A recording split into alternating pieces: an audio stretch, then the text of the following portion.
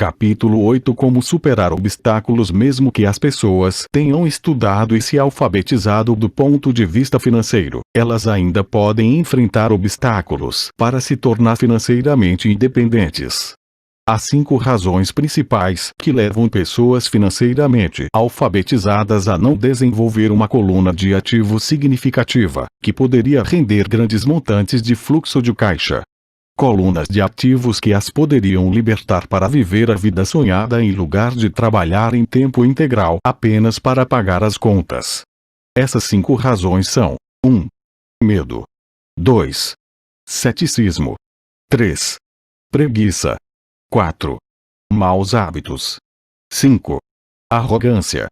Razão N1. Superar o medo de perder dinheiro. Nunca encontrei alguém que gostasse realmente de perder dinheiro. E em toda a minha vida nunca encontrei uma pessoa rica que nunca tivesse perdido dinheiro. Mas encontrei uma porção de gente pobre que nunca perdeu um tostão, investindo. O medo de perder dinheiro é real. Todo mundo tem. Mesmo os ricos. Mas o problema não está no medo, está na maneira de lidar com as perdas. É a maneira de lidar com o fracasso que faz a diferença na vida da gente. Isso serve para qualquer coisa, não apenas para o dinheiro. A principal diferença entre uma pessoa rica e outra pobre está em como elas lidam com esse medo. Não há nada errado em ter medo. É aceitável ser um covarde quando se trata de dinheiro. Você ainda pode ser rico. Somos todos heróis em algumas circunstâncias e covardes em outras. Uma amiga de minha esposa é enfermeira de um pronto-socorro. Quando vê sangue, entra em ação. Quando falo em investir, ela sai correndo. Quando eu vejo sangue, não fujo, desmaio. Meu pai rico entendia as fobias relativas ao dinheiro. Algumas pessoas têm pavor de cobra. Algumas pessoas têm pavor de perder dinheiro. Ambas são fobias, dizia. Sua solução para a fobia de perder dinheiro era um pequeno verso. Se você odeia o risco e preocupação, comece cedo. É por isso que os bancos aconselham iniciar o hábito da poupança desde a juventude. Se você começar jovem, será fácil ser rico. Não vou me estender sobre isso, mas há uma grande diferença entre pessoas que começam a poupar aos 20 anos e as que começam aos 30. Uma diferença apreciável. Disse que um dos assombros do mundo é o poder dos juros compostos. A aquisição da ilha de Manhattan é considerada uma das maiores pechinchas de todos os tempos. Nova York foi comprada por $24 em badulaques e contas de vidro. Contudo, se esses $24 tivessem sido investidos a juros de 8% ao ano, esses $24 estariam valendo mais de $28 trilhões em 1995. Manhattan poderia ser recomprada e ainda sobraria dinheiro para comprar boa parte de Los Angeles, especialmente com os preços de imóveis vigentes em 1995. Meu vizinho trabalha para uma grande empresa de computadores. Está lá há 25 anos. Em 5 anos ele deixará a empresa com $4 milhões em seu fundo de pensão privado. O dinheiro está aplicado em fundos mútuos altamente rentáveis, que ele converterá em títulos e papéis do governo. Ao aposentar-se ele estará com 55 anos e terá um fluxo de caixa de cerca de $300 mil ao ano, mais do que o seu salário atual. Isto quer dizer que é possível fazer, mesmo se você não quer perder ou odeia riscos. Mas precisa começar cedo e fazer um plano de pensão. Além disso, você deveria contratar um consultor financeiro em que confie antes de investir. Mas se não tiver muito tempo pela frente ou se quiser aposentar-se mais cedo, como você lida com o medo de perder dinheiro? Meu pai pobre não fez nada. Ele simplesmente evitava o assunto, recusando-se a discuti-lo. Pai rico, por outro lado, recomendava que eu pensasse como um texano. Gosto do Texas e dos texanos, falava. No Texas tudo é maior. Quando os texanos ganham, eles ganham muito. E quando perdem, é espetacular, eles gostam de perder. Perguntei. Não estou dizendo isso. Ninguém gosta de perder. Mostre-me um perdedor feliz e eu lhe mostro um fracassado, respondeu o pai rico. É da atitude dos texanos em face do risco, da recompensa e do fracasso que estou falando. É como eles encaram a vida. Eles vivem grande. Não como a maioria do pessoal daqui, que vive como baratas quando se trata de dinheiro. Baratas com medo que alguém jogue um facho de luz em cima delas. Gente que se lamúria quando o empregado do armazém erra o troco por 20 centavos. Pai Rico continuou explicando. O que eu mais gosto é da atitude dos texanos. Eles se orgulham de ganhar e se gabam quando perdem. Os texanos têm um ditado: se você for quebrar, quebre em grande estilo. Você não vai querer admitir que quebrou por uma ninharia. A maioria das pessoas aqui tem tanto medo de perder que não tem sequer uma ninharia para perder. Ele falava constantemente com Mickey e comigo que a maior razão da falta de sucesso financeiro era que a maioria das pessoas buscava segurança demais. As pessoas têm tanto medo de perder que elas perdem, costumava dizer. Fran Tarkenton, que foi um grande zagueiro do futebol americano, dizia isso de outra forma. Vencer significa não ter medo de perder. Ao longo de minha vida, observei que os ganhos em geral se seguem às perdas. Antes de aprender a andar de bicicleta, levei muitas quedas. Nunca encontrei um jogador de golfe que não tivesse perdido alguma vez uma bola. Nunca encontrei alguém apaixonado que nunca tivesse tido o coração despedaçado. E nunca encontrei ninguém rico que não tivesse perdido dinheiro. A maioria das pessoas não obtém ganhos financeiros porque a dor de perder dinheiro é maior do que a alegria de ficar rico. Outro ditado do Texas é: todos querem ir para o céu, mas ninguém quer morrer. Todos sonham em ser ricos, mas têm pavor de perder dinheiro. Então nunca se chegará ao céu. Pai Rico costumava contar para Mickey e para mim histórias de suas viagens ao Texas. Se você quer realmente aprender como lidar com o risco, com as perdas e com os fracassos, vá para São Antônio e visite o Álamo. O Álamo é uma grande história de gente corajosa que optou por lutar, sabendo que não havia esperança de sucesso contra a superioridade do inimigo. Eles preferiram morrer a render-se. É uma história inspiradora que merece ser estudada. Contudo, não deixa de ser uma trágica derrota militar. Eles levaram um chute no traseiro. Um fracasso, se quiserem. Perderam. Então, como é que os texanos lidam com o fracasso? Eles ainda gritam: lembre-se do Álamo. Mickey e eu ouvimos esta história muitas vezes. Pai Rico sempre as repetia quando estava entrando em um grande negócio e ficava nervoso. Depois que tinha estudado tudo e era pegar ou largar, ele nos contava a história.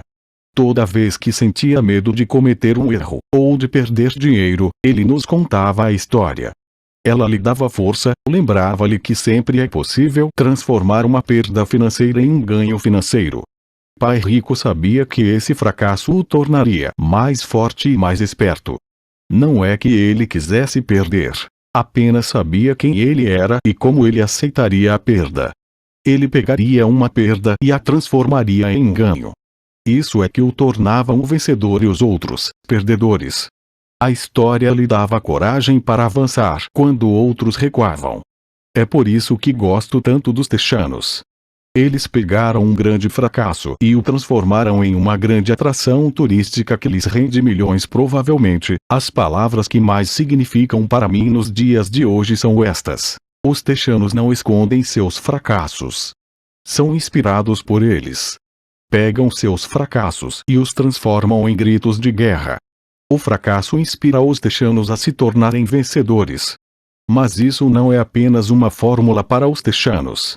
É uma fórmula para todos os vencedores. É como andar de bicicleta. As quedas foram parte do meu aprendizado.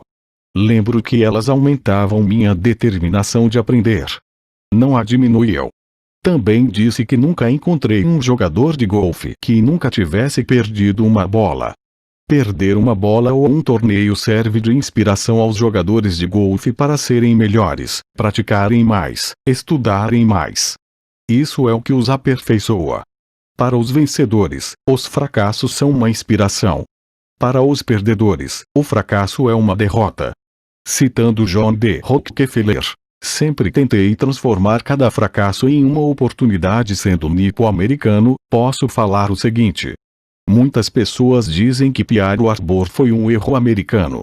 Eu digo que foi um erro japonês. No filme Tora, um sombrio almirante japonês diz a seus subordinados: receio que tenhamos acordado um gigante adormecido. Lembre-se de Pearl Harbor. Tornou-se um grito de guerra.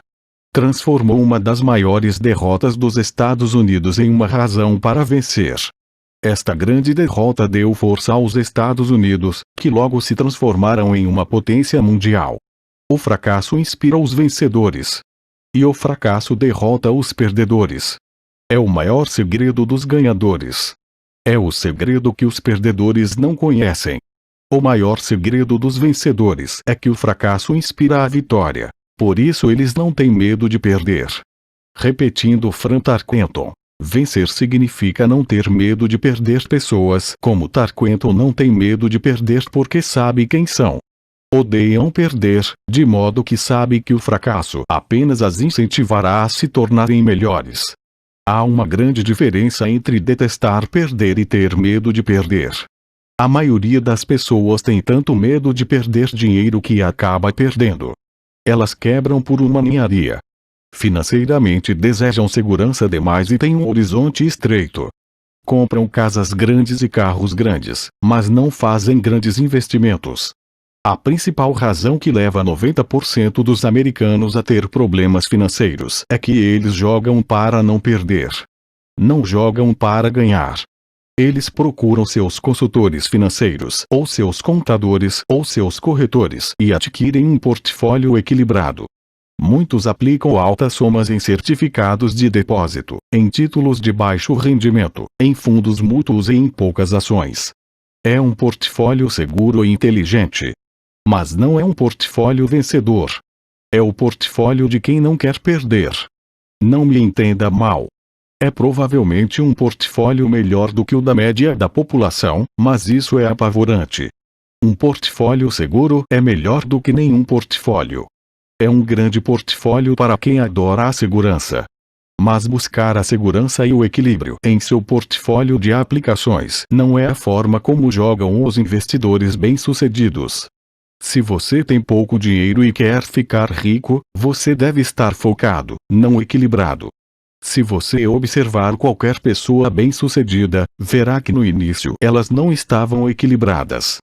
Pessoas equilibradas não vão a lugar algum. Ficam em um lugar. Para progredir é preciso, no início, de um desequilíbrio. Veja como você progride quando anda. Thomas Edison não estava equilibrado. Estava focado.